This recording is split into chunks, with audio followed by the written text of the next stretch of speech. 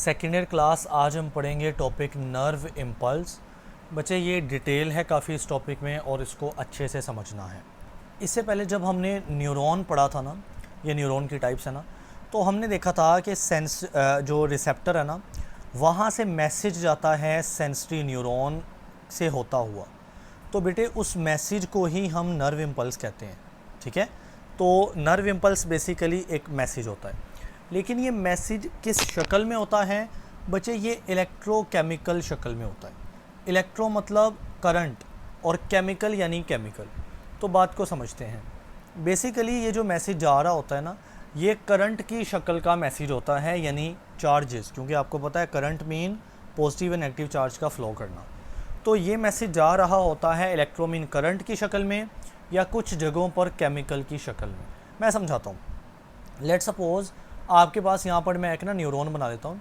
ये एक न्यूरॉन है आपके पास, ठीक है, और उसके साथ ही यहाँ पर एक दूसरा न्यूरॉन बना लेते हैं। ये एक और न्यूरॉन हमने बना लेना है ऐसे, ठीक है।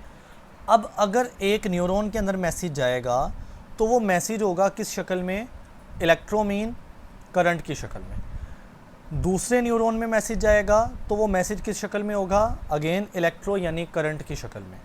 लेकिन जब दो न्यूरॉन के दरमियान ये गैप आता है ना, तो यहाँ से तो करंट गुजर नहीं सकता, तो फिर यहाँ पर केमिकल्स आते हैं और वो मैसेज को ट्रांसफ़र करते हैं। तो इसलिए हम इस नर्व इम्पल्स को बोलते हैं इलेक्ट्रोकेमिकल, यानी बाज़ जगहों पर इलेक्ट्रिकल सिग्नल मैसेज और बाज़ जगह पर केमिकल। कहता है a nerve impulse is defined as wave. Wave यानी ये काम मुसलसल होता है, एक नर्व इम्पल्स जाएगी, फिर अगले लम्हे दूसरी, फिर अगले लम्हे तीसरी, तो ये वेव की शक्ल में होती है। कौन सी शक्ल होती हैं? Electrochemical changes that travels along the length of neuron, यानी इन न्यूरॉन की लेंथ में इलेक्ट्रोकेमिकल चेंज मूव करता है। बाज़ जगहों पर इलेक्ट्रिकल चेंज और बाज़ जगहों पर केमिकल चेंज। अब बच्चे हम बॉडी का कोई भी सेल कंसीडर कर लेना जिसमें न्यूरॉन भी शामिल होगा, यानी बॉडी के तमाम सेल, उनकी ये सेल मेम्ब्रेन के अंदर और बाहर इस तरह से चार्जेस होते हैं। ठीक है, अंदर और बाहर क्या होते हैं? चार्जेस होते हैं। न्यूरॉन के अंदर भी, न्यूरॉन भी सेल है ना नर्वस सिस्टम के, तो उनके अंदर भी अंदर सेल की मेम्ब्रेन के अंदर और सेल की मेम्ब्रेन के बाहर क्या होंगे? चार्जेस होंगे। तो कहता है ऑल सेल यानी तमाम बॉडी के सेल्स इंक्लूडिंग न्यूरॉन, जिसमें न्यूरॉन भी शामिल हैं, हैव इलेक्ट्रिकल चार्जेस, मतलब उनमें चार्जेस होंगे, पॉजिटिव और नेगेटिव चार्जेस होंगे, on their inner and outer side, यानी उनकी मेम्ब्रेन के अंदर और बाहर तरफ। अब बच्चे नॉर्मली एक न्यूरॉन के अंदर क्या होता है? अगर हम न्यूरॉन की इस तरह से मेम्ब्रेन या स्ट्रक्चर बनाएं ना, तो एक न्यूरॉन के अंदर नॉर्मली जो अंदर वाली मेम्ब्रेन है ना, यानी मेम्ब्रेन का जो अंदर वाला हिस्सा है, जिसके बाद ये सारा साइटोप्लाज्म आता है, इस साइड पर नेगेटिव चार्ज होता है नॉर्मली। ठीक है, नेगेटिव सरफेस होती है। अच्छा, सारे नेगेटिव नहीं, नेट नेगेटिव चार्ज, यानी पॉजिटिव भी कुछ होंगे लेकिन ओवरऑल ज़्यादा नेगेटिव चार्ज होता है, और बाहर ओवरऑल पॉजिटिव चार्ज होता है, यानी न्यूरॉन की बाहर वाली सरफेस के ऊपर।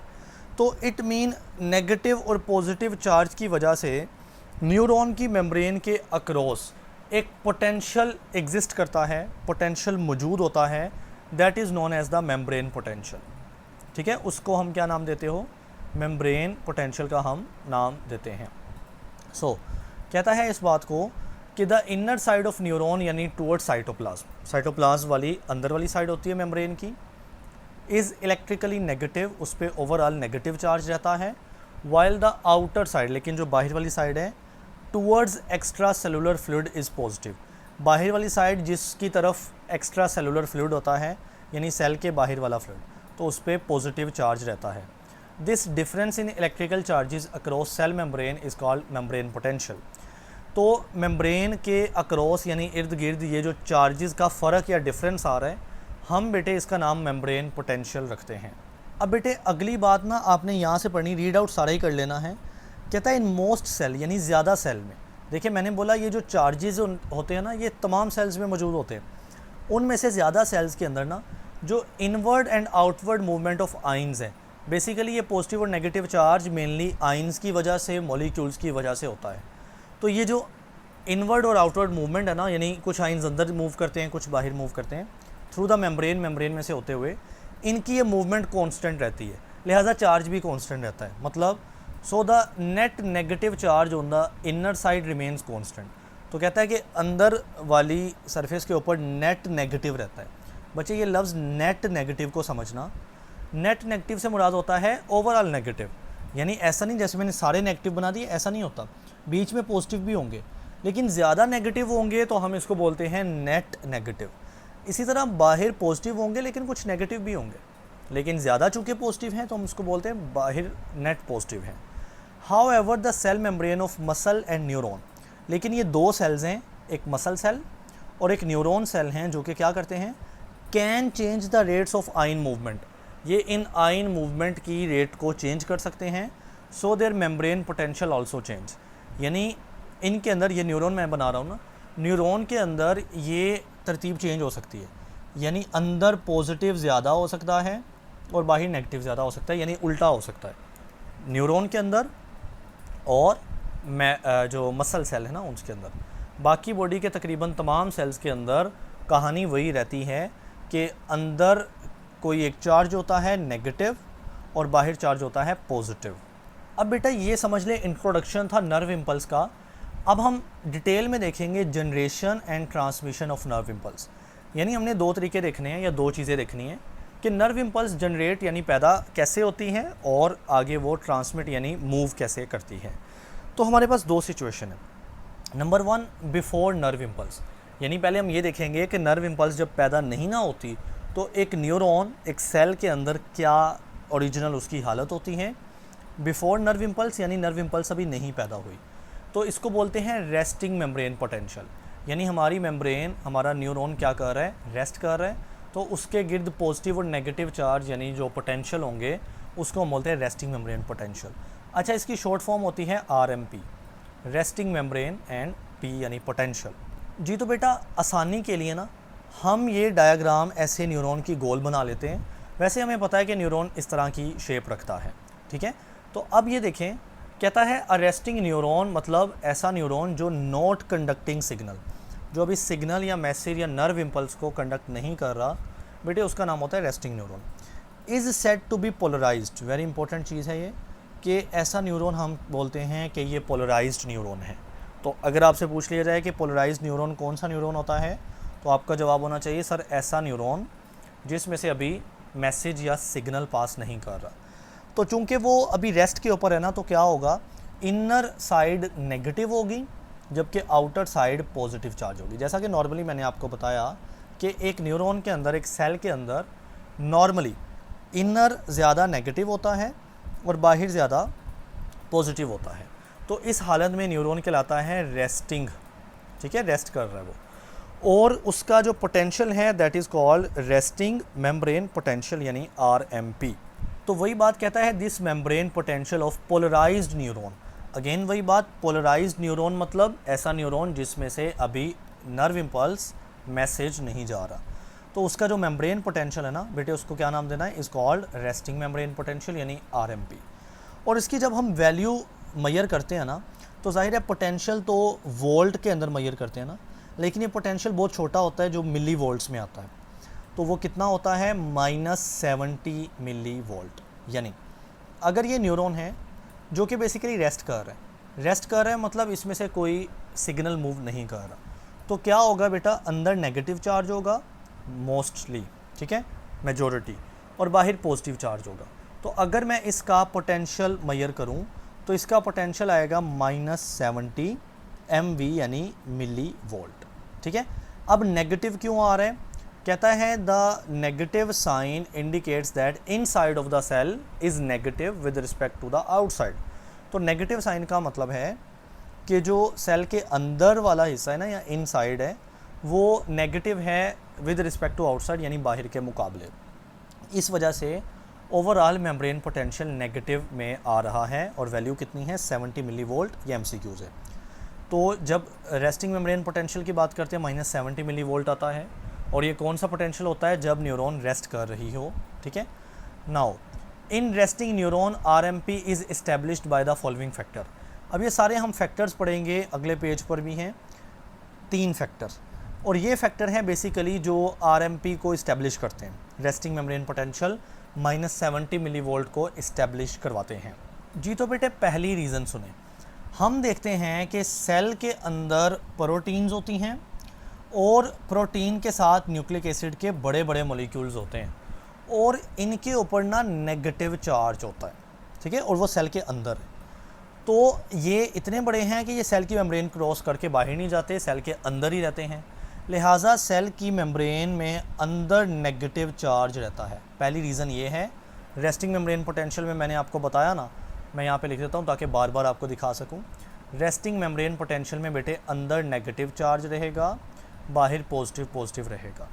तो पहली वजह क्या है? पहली वजह बड़ी आसान है कि सेल के अंदर प्रोटीन और न्यूक्लिक एसिड नेगेटिवली चार्ज्ड बड़े बड़े मॉलिक्यूल्स हैं जो कि सेल को लीव नहीं कर सकते। तो सेल के अंदर रहते हैं यानी उन पे नेगेटिव चार्ज रहता है और इन मॉलिक्यूल्स को हम फिक्स्ड एनाइंस का नाम देते हैं, जो कि हमारा पहला पॉइंट है। जी बच्चे, अब दूसरा पॉइंट समझते हैं हम। रेस्टिंग मेम्ब्रेन पोटेंशियल के ऊपर न्यूरॉन के अंदर, सेल के अंदर मान लो पोटेशियम जितने भी है ना वो 30 टाइम, पोटेशियम यानी के पॉजिटिव 30 टाइम ज़्यादा होते हैं बाहर की निस्बत। मतलब अगर बाहर पोटेशियम है 2, ठीक है, सेल के बाहर, तो सेल के अंदर पोटेशियम 30 गुना होंगे। तो 2 को 30 से ज़रब दो तो 60 पोटेशियम यानी के पॉजिटिव बनते हैं। ये मैं बात कर रहा हूँ रेस्टिंग मेम्ब्रेन पोटेंशियल की। तो कहता है रेस्टिंग मेम्ब्रेन पोटेंशियल के अंदर जो पोटेशियम है ना के पॉजिटिव, वो सेल के अंदर 30 टाइम्स मोर यानी ज़्यादा हैं, जबकि सेल के बाहर 30 टाइम्स कम हैं। यानी जस्ट एग्जांपल दे रहा हूँ, अगर बाहर 2 पोटेशियम है तो उसके 30 गुना अंदर होंगे यानी 60 पोटेशियम अंदर होंगे। जबकि जो सोडियम होता है ना Na पॉजिटिव, वो 10 टाइम्स यानी 10 गुना बाहर ज़्यादा होता है। मैंने बाहर लिखा है 10 टाइम्स सोडियम होता है अंदर की निस्बत। मतलब अगर अंदर हैं 2 सोडियम 2 Na पॉजिटिव तो बाहर 10 गुना ज़्यादा होंगे, यानी बाहर 2 ज़रब 10 20 सोडियम होंगे। ये बात याद रखनी है आपको। जब रेस्टिंग मेम्ब्रेन पोटेंशियल होता है ना तो पोटेशियम अंदर ज़्यादा होता है, के पॉजिटिव 30 टाइम्स मोर होता है सेल के अंदर, जबकि सोडियम 10 टाइम्स ज़्यादा होता है सेल के बाहर। ओके, अब ना यहाँ पर हमारा ये जो न्यूरॉन होता है ना, इसकी मेम्ब्रेन के अंदर स्पेशल पंप लगे होते हैं जिसको हम बोलते हैं सोडियम पोटेशियम पंप, जो कि बेसिकली क्या कर सकते हैं, वो सोडियम और पोटेशियम को बाहर और अंदर मूव करवा सकते हैं। तो इसका नाम होता है सोडियम यानी Na, पोटेशियम यानी K, और ये पंप होता है। अच्छा बच्चे, इस पंप ने काम भला क्या करना होता है? ये रेस्टिंग मेम्ब्रेन के ऊपर बात हो रही है। इसने उनको against the concentration gradient move करना है। मतलब मुझे बताएं, सोडियम, पहले पोटेशियम की बात करते हैं। पोटेशियम किधर ज़्यादा है? पोटेशियम अंदर ज़्यादा है और बाहर थोड़े से हैं। इस पंप ने ना वो बाहर जो 2-4 पोटेशियम पड़े हैं ना उसको भी अंदर लेकर आना होता है। अंदर पहले ही कंसंट्रेशन ज़्यादा है तो इसको बोलते हैं अगेंस्ट द कंसंट्रेशन ग्रेडियंट। लिहाजा ये काम होता है एनर्जी ATP का इस्तेमाल करके। तो इस पंप ने इन पोटेशियम को जो पहले बाहर ऑलरेडी कम है और अंदर ज़्यादा है, उसने वो कम भी उठा के अंदर ले आने। और इसी पंप ने सोडियम को भी यूँ करना है कि सोडियम बाहर 10 गुना ज़्यादा है, अंदर 2-4 हैं। वो 2-4 जो अंदर पड़े हैं ना सोडियम, उनको भी उसने बाहर ले जाना है, यानी Na पॉजिटिव जो अंदर कम भी हैं उनका भी उसने ख्याल नहीं करना, वो बाहर ले जाना। इसको बोलते हैं अगेंस्ट द कंसंट्रेशन ग्रेडियंट। तो आप इस डायग्राम में देख सकते हैं कि पोटेशियम जो बाहर थोड़े हैं वो अंदर जाएंगे, हालांकि अंदर ज़्यादा हैं, पोटेशियम अंदर जाएंगे। तो हम अपनी बुक की डायग्राम को फॉलो करें तो सेम है बेटे, पोटेशियम बाहर से अंदर जाएगा और सोडियम अंदर से बाहर आएगा। तो ये अगेंस्ट द कंसंट्रेशन ग्रेडियंट बात कर रहा है। अब आपने इस बात को गौर से सुनना है मज़ीद। देखिए, पोटेशियम के ने अंदर जाना है। कहता है अगर 2 पोटेशियम के अंदर जाते हैं तो 3 सोडियम उसके मुकाबले में बाहर आते हैं। बात को समझ रहे? पोटेशियम 2 अंदर जाएंगे, सोडियम 3 बाहर आएंगे। तो सोडियम Na पॉजिटिव ज़्यादा बाहर आएंगे ना, तो बाहर ज़्यादा पॉजिटिव जमा होता रहेगा। अंदर भी पॉजिटिव जा रहा है, मैं कब कह रहा हूँ कि नहीं जा रहा, लेकिन हमने क्या बोला था कि रेस्टिंग मेम्ब्रेन पोटेंशियल के ऊपर ना बाहर ज़्यादा पॉजिटिव होता है। तो हमें बात साबित हो रही है कि पोटेशियम अगर 2 जाएंगे उसके मुकाबले में 3 सोडियम बाहर आएंगे। तो ज़्यादा सोडियम बाहर आ रहे हैं, लिहाजा सेल मेम्ब्रेन के बाहर ज़्यादा पॉजिटिव चार्ज होता रहेगा, जो कि रेस्टिंग पे होता है। तो ये सारा रीड करना है, सेम टू सेम है। कहता है for every 2 potassium K positive that are actively transported inward, जो 2 पोटेशियम अंदर जाएंगे तो उसके मुकाबले में 3 Na पॉजिटिव यानी सोडियम पम्प्ड आउट, 3 सोडियम बाहर आएंगे। तो इससे क्या होगा, इनसाइड बिकम मोर नेगेटिव, अंदर ज़्यादा नेगेटिव रहेगा देन आउटसाइड, बाहर की निस्बत बाहर ज़्यादा पॉजिटिव रहेगा। ठीक है, अब जो थर्ड पॉइंट है ना उसमें ये बताया गया है कि यहाँ पे ना लिखा हुआ है लीकेज। कुछ पोटेशियम ना लीक होता रहता है सेल के अंदर से बाहर। देखें ना, पोटेशियम अंदर जा रहा है, ये पोटेशियम अंदर जा रहा है, अंदर पोटेशियम का लेवल बढ़ता जाएगा और कुछ पोटेशियम वैसे ही लीक होता रहेगा। तो वो पोटेशियम भी पॉजिटिव है, वो सेल के बाहर जमा होना शुरू हो जाएगा। तो वही बात कि बाहर ज़्यादा पॉजिटिव रहेगा, अंदर ज़्यादा नेगेटिव रहेगा। तो कहता है कि some potassium K positive ions also leak out of the cell, cell के बाहर आ जाता है कुछ पोटेशियम थ्रू के पॉजिटिव यानी potassium gate of the membrane. तो मेम्ब्रेन के अंदर कुछ पोटेशियम गेट भी हैं जहाँ से ये पोटेशियम बाहर लीक होता रहता है। तो ओवरऑल बाहर ज़्यादा पॉजिटिव चार्ज हो जाता है। ठीक है, बाहर ज़्यादा पॉजिटिव चार्ज हो जाता है और अंदर ज़्यादा नेगेटिव हो जाता है। ये होता है रेस्टिंग मेम्ब्रेन पोटेंशियल। और इस हालत के अंदर ना मेम्ब्रेन यानी न्यूरॉन की मेम्ब्रेन कोई नर्व इम्पल्स, कोई मैसेज को कंडक्ट नहीं कर रही होती। जी तो बेटे अब देखें दूसरा सिनेरियो है जनरेशन ऑफ नर्व इम्पल्स, यानी अब न्यूरॉन में से नर्व इम्पल्स जनरेट होगी, पैदा होगी, गुजरेगी। इसको बोलते हैं active membrane potential, AMP, A for active, M for membrane, P for potential. यानी वो स्टेज है जब हमारा जो न्यूरॉन है वो नर्व इम्पल्स को कंडक्ट कर रहा होता है। अब बच्चे यहाँ पे हम ना साइड बाय साइड रेस्टिंग से एक्टिव या एक्शन भी बोलते हैं इसको, एक्टिव या एक्शन मेम्ब्रेन पोटेंशियल बना लेते हैं। इसमें सेल की मेम्ब्रेन के ऊपर जो चार्जेस है ना वो रिवर्स हो जाते हैं। मतलब पॉजिटिव चार्ज बाहर ज़्यादा था, अब अंदर ज़्यादा पॉजिटिव रहेगा। पहले नेगेटिव अंदर ज़्यादा था, अब नेगेटिव बाहर रहेगा। ये होता है एक्शन या एक्टिव मेम्ब्रेन पोटेंशियल। और इस हालत में नर्व इम्पल्स कंडक्ट हो रही होती है। जी तो कहता है कि when a neuron becomes active, जब न्यूरॉन एक्टिव होता है मतलब जनरेट नर्व इम्पल्स, वो नर्व इम्पल्स को जनरेट करता है। तो membrane potential at a region of neuron is reverse. ये बात याद रखें, यहाँ पे लिखा है न्यूरॉन के एक हिस्से में मेम्ब्रेन पोटेंशियल रिवर्स होता है।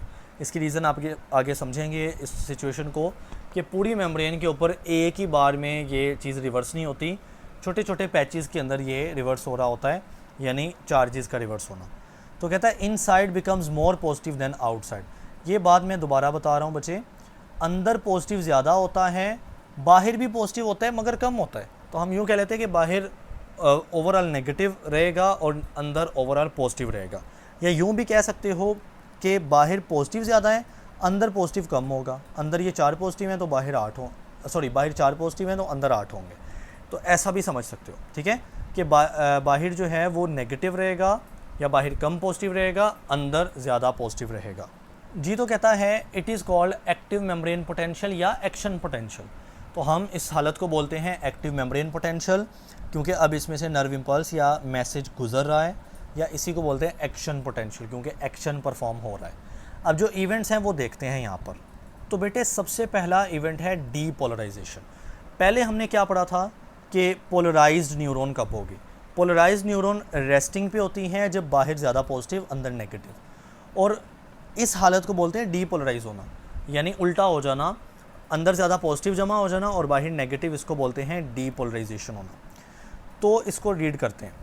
इससे पहले बच्चे हम दोबारा से एक बार ना रेस्टिंग मेम्ब्रेन पोटेंशियल की एक क्लीन डायग्राम बनाते हैं। इस जगह पर या स्टेज के ऊपर ना सेल के अंदर जो के पॉजिटिव है वो 30 टाइम ज़्यादा होता है बाहर से, और सेल के बाहर Na पॉजिटिव यानी सोडियम पॉजिटिव 10 टाइम बाहर ज़्यादा होता है अंदर की निस्बत। प्लस ये कि अंदर वाली सरफेस के ऊपर कौन सा चार्ज होता है, नेगेटिव नेगेटिव, और बाहर वाली सरफेस पे होता है पॉजिटिव पॉजिटिव। ये होता है रेस्टिंग मेम्ब्रेन पोटेंशियल के ऊपर। अब जब एक्शन या एक्टिव मेम्ब्रेन पोटेंशियल आना है ना, तो सबसे पहला स्टेप होता है डीपोलराइजेशन। सबसे पहला स्टेप क्या होता है, डीपोलराइजेशन। ओके, तो बेटा डीपोलराइजेशन में क्या होता है कि सेल मेम्ब्रेन के अंदर लगे होते हैं सोडियम गेट। यहाँ पर लगे होंगे सोडियम गेट, ठीक है, इनका मैं नाम देता हूँ Na यानी सोडियम गेट। बच्चे ये ओपन हो जाते हैं, सोडियम गेट ओपन हो जाते हैं। जब ओपन होते हैं तो ये सोडियम के गेट हैं, यानी सोडियम को गुजरने देंगे। तो सोडियम तो बाहर ज़्यादा है ना 10 गुना, तो सोडियम बाहर से अंदर आएगा, क्योंकि अंदर तो वैसे ही कम है, तो बाहर से अंदर आता जाएगा, रश करेगा, भाग के आएगा। और जब सोडियम पॉजिटिव अंदर आ रहे हैं तो अंदर वाले नेगेटिव चार्ज किस में आहिस्ता आहिस्ता तब्दील होते रहेंगे, अंदर बनते जाएंगे पॉजिटिव चार्ज। और चूंकि बाहर से पॉजिटिव अंदर आई जा रहा है तो बाहर पॉजिटिविटी कम होगी, अंदर पॉजिटिविटी ज़्यादा होगी। यानी आहिस्ता आहिस्ता अंदर वाले ज़्यादा चार्जेस पॉजिटिव में तब्दील होंगे और बाहर से ये पॉजिटिव आहिस्ता आहिस्ता कम होता रहेगा। अब हमने पढ़ा था कि जो रेस्टिंग मेम्ब्रेन पोटेंशियल है ना वो नेगेटिव 70 मिली वोल्ट है, मिली वोल्ट। नेगेटिव इस वजह से था कि अंदर ज़्यादा नेगेटिव है। अब चूंकि अंदर नेगेटिव कम होता जा रहा है, पॉजिटिव बढ़ता जा रहा है, तो अब सेल का पोटेंशियल नेगेटिव 70 से तब्दील होकर प्लस में 50 मिली वोल्ट में शिफ्ट हो जाएगा। तो एक्टिव मेम्ब्रेन पोटेंशियल कितना होता है? 50 मिली वोल्ट। और ये पोटेंशियल का जो साइन होता है ना प्लस या माइनस, ये न्यूरॉन के अंदर के साथ ताल्लुक़ होता है। अब हम देखते हैं कि चूंकि सोडियम अंदर रश करता जा रहा है तो सोडियम के आने से अंदर प्लस चार्ज बढ़ रहा है, तो एक्टिव मेम्ब्रेन पोटेंशियल हो जाएगा प्लस में 50 मिली वोल्ट। और कहता है कि ये जो रिवर्स हो जाना ना पोलैरिटी का, यानी अंदर अब ज़्यादा पॉजिटिव चार्ज का हो जाना, across the two sides of neuron is called depolarisation. हम इसी को बोलते हैं डीपोलराइजेशन होना। अब बच्चे मैं आपको ना न्यूरॉन की अगर डायग्राम से साथ कंपेयर करता जाऊँ ना, ये अगर न्यूरॉन की एक डायग्राम बनाते हैं तो ऐसा नहीं है कि ये जो हमारे पास रिवर्स हुआ है, डीपोलराइजेशन हुई है, चार्जेस उल्टे हैं, ये सारा कुछ ना पूरे न्यूरॉन के साथ एट अ टाइम हो, ऐसा नहीं होता। बल्कि क्या होता है कि ये जो डीपोलराइजेशन हो रही होती है ना, ये न्यूरॉन के छोटे से हिस्से पे हो रही होती है। मान लो न्यूरॉन के एक्सोन पे इतने हिस्से पे चार्ज होगा, बाकी सारे हिस्से पे अभी भी वही हालत है, पोलराइज्ड हालत है, ठीक है, रेस्टिंग पे हालत है। तो इतने हिस्से में डीपोलराइजेशन होगी, फिर ये डीपोलराइजेशन शिफ्ट हो जाएगी अगले हिस्से पे। अगले हिस्से पे डीपोलराइजेशन शिफ्ट हुई तो पिछले हिस्से पे दोबारा पोलराइज्ड आ जाएगा, यानी पिछले हिस्से पे ये दोबारा ख़त्म हो जाएगा, चार्ज अगेन अपनी असल हालत में चले जाएंगे। फिर ये काम जाएगा उससे अगले हिस्से पर, ठीक है। तो कहने का मकसद है कि ये जो डीपोलराइजेशन होनी है ना, डीपोलराइजेशन यानी अंदर ज़्यादा पॉजिटिव चार्ज जमा हो जाना और बाहर ज़्यादा नेगेटिव चार्ज जमा हो जाना, या बाहर पॉजिटिव कम रह जाना, ऐसा कह लें। ये होता है चंद एक टाइम के लिए और न्यूरॉन के एक पार्ट के ऊपर। फिर ये हालत अगले पार्ट पे शिफ्ट होती है तो पिछले पार्ट पे ख़त्म होना शुरू हो जाती है ना, वापस चला जाता है न्यूरॉन। जी तो कहता है this depolarisation produces action potential. तो ज़ाहिर है इस डीपोलराइजेशन को ही हम एक्शन पोटेंशियल बोलते हैं। On a short region of neuron, ये न्यूरॉन के छोटे छोटे हिस्सों पर हो रहा होता है, फॉर अबाउट 1 मिली सेकेंड। और ये कितने टाइम के लिए रहता है? जस्ट तकरीबन 1 मिली सेकेंड के लिए, जो कि बहुत थोड़ा टाइम है। अब देखें जो अगला स्टेप है दैट इज़ डीपोलराइजेशन, यानी जिन हिस्से पे डीपोलराइजेशन हुई है वो आगे शिफ्ट हो जाएगी और पिछला हिस्सा दोबारा अपने आप को पोलराइज करेगा। This is the repolarisation.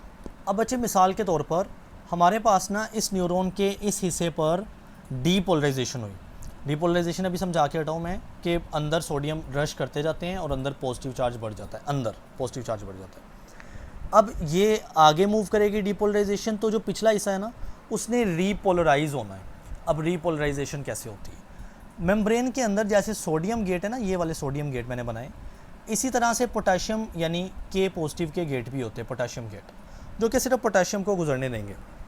जब बचे दूसरा स्टेप रीपोलराइजेशन होना है ना, दोबारा से पोलराइज्ड हालत के अंदर आना है, तो अब पोटेशियम गेट ओपन होते हैं। ये जो पोटेशियम गेट ओपन होते हैं, अब मुझे बताएं पोटेशियम अंदर ज़्यादा है ना, पोटेशियम अंदर 30 टाइम्स ज़्यादा है, तो पोटेशियम इन गेट में से बाहर आएंगे, तो अंदर से पॉजिटिव चार्ज बाहर जा रहा है, पोटेशियम बाहर जा रहे हैं, तो अंदर पॉजिटिव चार्ज आहिस्ता आहिस्ता, ये पॉजिटिव जो आया था ये आहिस्ता आहिस्ता फिर ख़त्म होना शुरू हो जाएगा। पॉजिटिव जाएगा तो जो नेगेटिव है दोबारा से डोमिनेट करेगा, यानी ये दोबारा से ऐसे नेगेटिविटी आना शुरू हो जाएगी। तो वही बात, मेम्ब्रेन अपने आप को अगेन पोलराइज कर रही है। अगेन को हम बोलते हैं रीपोलराइजेशन, अगेन यानी रीपोलराइज करना। तो अंदर दोबारा से नेगेटिव चार्ज जमा होना शुरू हो जाएगा, क्योंकि जो के पोटेशियम है ना वो अब बाहर मूव कर रहा है through the potassium gate. This is the repolarisation. So after a short period of depolarisation, depolarisation कुछ हिस्से पे रहती हैं और थोड़े टाइम के लिए रहती हैं, तो उसके बाद सोडियम गेट क्लोज हो जाते हैं और पोटेशियम गेट ओपन हो जाते हैं। तो more potassium ion diffuse out, यानी पोटेशियम बाहर निकलना शुरू हो जाते हैं। It makes the inside of cell negative again, इससे सेल के अंदर वाला हिस्सा दोबारा से नेगेटिव हो जाता है, क्योंकि पोटेशियम पॉजिटिव बाहर निकल रहा है, तो बाकी बचेगा negative. It is called repolarisation of the membrane. तो हम इसको बोलते हैं मेम्ब्रेन का दोबारा से रीपोलराइज होना, यानी नेगेटिव अंदर जमा हो जाना, पॉजिटिव बाहर। ये बड़ा कंफ्यूजिंग है, बार बार रट्टा मारना पड़ेगा। तो नेगेटिव दोबारा अंदर जमा होना शुरू हो जाएगा, क्यों? क्योंकि जो पोटाशियम है ना के पॉजिटिव वो बाहर जा रहा है, ठीक है, तो इसलिए। जी तो बेटे अब एक बड़ा इंपॉर्टेंट कॉन्सेप्ट है हाइपर पोलराइजेशन। अब इस कॉन्सेप्ट को समझिएगा। ऐसा होता है कि पोटेशियम इन गेट्स के ज़रिए ना, ये पोटेशियम गेट में से ऐसे बाहर को डिफ्यूज़ होता है और दोबारा से potential 50 millivolt 50 millivolt से कम होता negative millivolt 70 millivolt हो जाता है। तो इस स्टेप पर ना पोटेशियम के गेट को ना क्लोज़ होना है ताकि मज़ीद पोटेशियम बाहर लीव ना करे। लेकिन ये जो गेट्स हैं ये क्लोज़ होने में थोड़ा टाइम लगा देते हैं, तो क्लोज़ नहीं हो पाते, लिहाजा पोटेशियम मज़ीद जो है ना बाहर निकलना शुरू हो जाता है। पॉजिटिव मज़ीद जाएगा तो अंदर नेगेटिव मज़ीद बढ़ेगा, ठीक है, क्योंकि पोटेशियम मज़ीद निकलता जा रहा है। तो अब हमारे पास जो वैल्यू है ना वो नेगेटिव 70 से मज़ीद बढ़ जाती है, नेगेटिव 71 72 ऐसे बढ़ना शुरू हो जाती है नेगेटिव में। This is called third step hyperpolarisation. देखिए ना, पोलराइजेशन किसको बोलनी है? Hyper polarisation. पोलराइजेशन किसको बोलते हैं? अंदर नेगेटिव होना, ठीक है, और बाहर पॉजिटिव होना। अब अंदर नेगेटिव इतना होता है कि नॉर्मल वैल्यू -70 मिली वोल्ट आती है, लेकिन अब मज़ीद नेगेटिव बढ़ गया कि वो माइनस में 70 से भी बढ़ गई, 71 72 ऐसे बढ़ती जाएगी। तो हाइपर पोलराइजेशन हो गई है। और इसकी वजह क्या है कि पोटेशियम के गेट टाइम पे क्लोज़ नहीं हो पाते, डिले हो जाते हैं, तो पोटेशियम ज़्यादा लीक हो जाता है, डिफ्यूज़ हो जाता है। सो कहता है repolarisation carries the membrane potential to a value slightly more negative than the resting membrane potential for brief period. थोड़े से टाइम के लिए मेम्ब्रेन पोटेंशियल जो नेगेटिव में है ना -70, उससे भी थोड़ी सी नेगेटिव में बढ़ जाती है। This is called hyperpolarisation. और इसकी वजह क्या होती है? It is due to slightly decay in closing all potassium gate, क्योंकि तमाम पोटेशियम गेट को बंद करने का थोड़ा टाइम लग जाता है, डिले हो जाता है, तो इस वजह से ज़्यादा पॉजिटिव बाहर चला जाता है, तो अंदर नेगेटिव जमा हो जाता है, जिसकी वजह से हाइपर पोलराइजेशन होती है। अब बेटे एक इम्पॉर्टेंट शॉर्ट भी है, कहता है ड्यूरिंग हाइपर पोलराइजेशन, जब ये हाइपर पोलराइजेशन हो रही होती है ना, तो हाइपर पोलराइजेशन अभी समझाई है, तो जो न्यूरॉन है ना can not generate another action potential.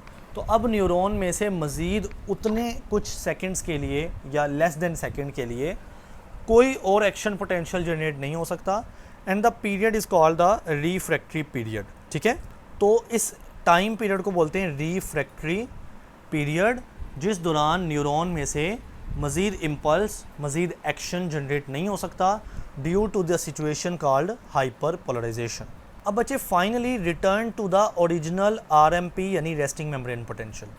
जो हाइपर पोलराइजेशन है उसका असर ख़त्म किया जाता है, यानी उसको वापस नॉर्मल रेस्टिंग मेम्ब्रेन पोटेंशियल पर लाया जाता है, जो कि -70 मिली वोल्ट होता है।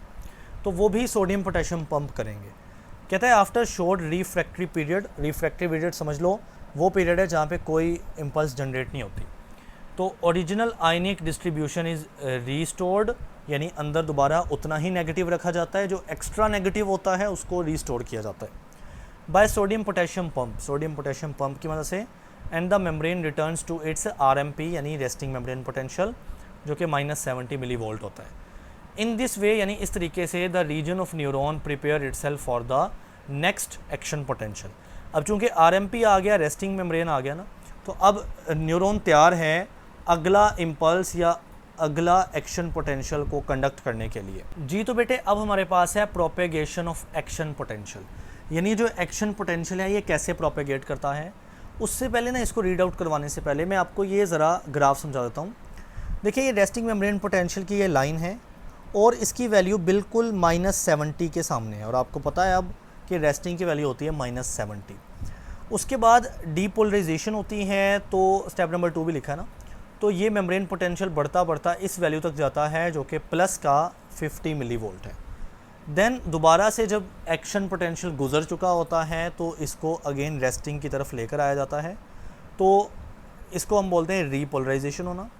लेकिन थोड़ा सा ज़्यादा रीपोलराइजेशन हो जाती है और जो ग्राफ है ना थोड़ा सा नीचे चला जाता है। कितना? -70 और -80 के दरमियान ये लाइन चली गई। This is called hyperpolarisation. लेकिन हाइपर पोलराइजेशन के बाद स्टेप नंबर 4 में उसको दोबारा नॉर्मल रेस्टिंग की तरफ लाया जाता है, अब यहाँ पर एक और ऐसे न्यूरॉन कंडक्ट हो सकती है इस तरह से, ठीक है। तो ये हमारे पास ग्राफ है जो आपने साथ बनाना है RMP और AMP के साथ। Now propagation of action potential कहता है इन रियलिटी, यानी असल बात में या असल सिचुएशन में जो एक्शन पोटेंशियल यानी जो इम्पल्स होती है ना, do not really travel along the axon. ऐसा नहीं होता कि वो एक्जोन के ऊपर मुसलसल ट्रैवल करे, जो मैं आपको बता चुका हूँ। रादर इसकी बजाय they are reproduce at the adjacent region along the axon, यानी जो पूरा एक्जोन है ना इस तरह से लंबी सी स्ट्रक्चर, उसके अंदर छोटे से हिस्से में एक्शन पोटेंशियल जनरेट हुआ, अगले लम्हे वहाँ पे ख़त्म हो गया, ख़त्म होने पर ही साथ वाले में जनरेट हो जाएगा, फिर वहाँ पे ख़त्म होगा तो बिल्कुल साथ वाले में जनरेट होगा। तो ऐसे होता है।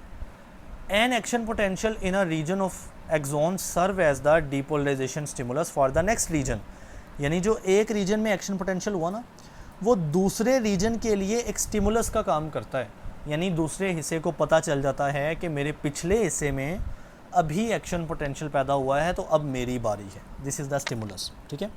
So the next neuron produce its own action potential, तो फिर अगला न्यूरॉन का जो हिस्सा है ना, नेक्स्ट रीजन है सॉरी, वो अपना पोटेंशियल जनरेट करता है। मीनवाइल इस दौरान जो प्रीवियस रीजन है repolarise back to the RMP। तो यही बात हुई है कि जब अगले हिस्से में AMP जनरेट होता है ना, एक्टिव मेम्ब्रेन पोटेंशियल, तो पिछले हिस्से में दोबारा RMP आ जाता है, यानी रेस्टिंग दोबारा आ जाता है, और इस तरह से हमारा एक्शन पोटेंशियल प्रोपेगेट करता है, यानी मूव करता है।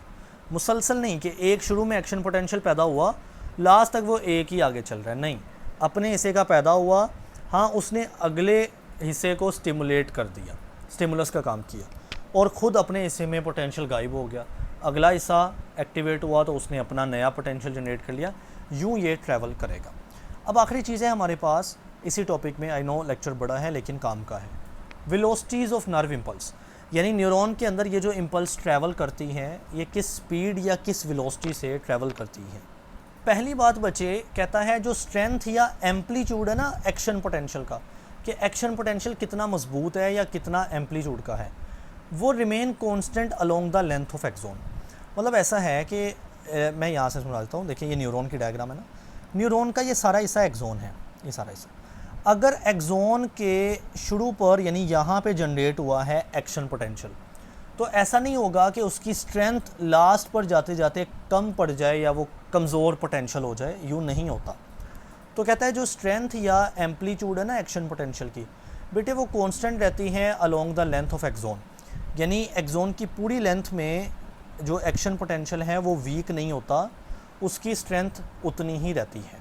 तो कहता है the action potential at the end of axon, जो एक्जोन के लास्ट पे एक्शन पोटेंशियल जनरेट हुआ ना, is as strong as the first action potential, वो उतना ही मजबूत है जितना कि सबसे शुरू वाला एक्शन पोटेंशियल है, क्योंकि अब आप जानते हैं कि शुरू वाला एक्शन पोटेंशियल ख़त्म होगा उससे अगला जनरेट होगा, वो ख़त्म होगा उससे अगला, वो ख़त्म होगा उससे अगला, देन वो ख़त्म उससे अगला, ऐसे कहानी एक्शन पोटेंशियल में मूव करती रहती है। तो जो आखिर वाला एक्शन पोटेंशियल है वो उतना ही स्ट्रॉन्ग है जितना कि वेरी फर्स्ट एक्शन पोटेंशियल है। लेकिन जो वेलोसिटी है ना नर्व इम्पल्स की, वेलोसिटी मतलब speed conduction of action potential, may very, वो न्यूरॉन टू न्यूरॉन वो तब्दील हो सकती है, ठीक है। अब वो किस पर डिपेंड करती है, नंबर 1 कहता है velocity is greater if the diameter of axon is larger.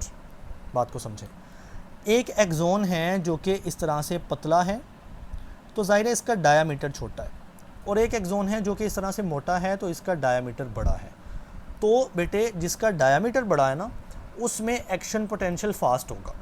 तो कहता है वेलोसिटी ग्रेट, यानी एक्शन पोटेंशियल की स्पीड वेलोसिटी ज़्यादा होगी if the diameter of axon is larger, अगर उस एक्जोन का डायामीटर बड़ा हुआ।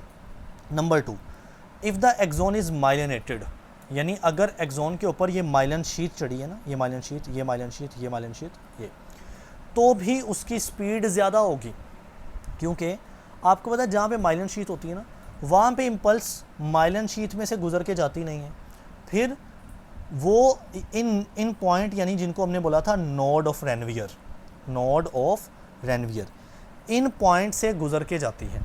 तो देखिए ना कितना ज़्यादा हिस्सा उसको स्किप करना पड़ेगा, यानी इस नोड के ऊपर एक्शन पोटेंशियल जनरेट हुआ, फिर एक्शन पोटेंशियल डायरेक्टली स्टिमुलेट होगा अगले नोड के ऊपर, दरमियान वाला सारा हिस्सा उसको ट्रैवल ही नहीं करना पड़ेगा, वरना हर छोटे से हिस्से पर एक नया एक्शन पोटेंशियल जनरेट होता तो कितना टाइम लग जाता।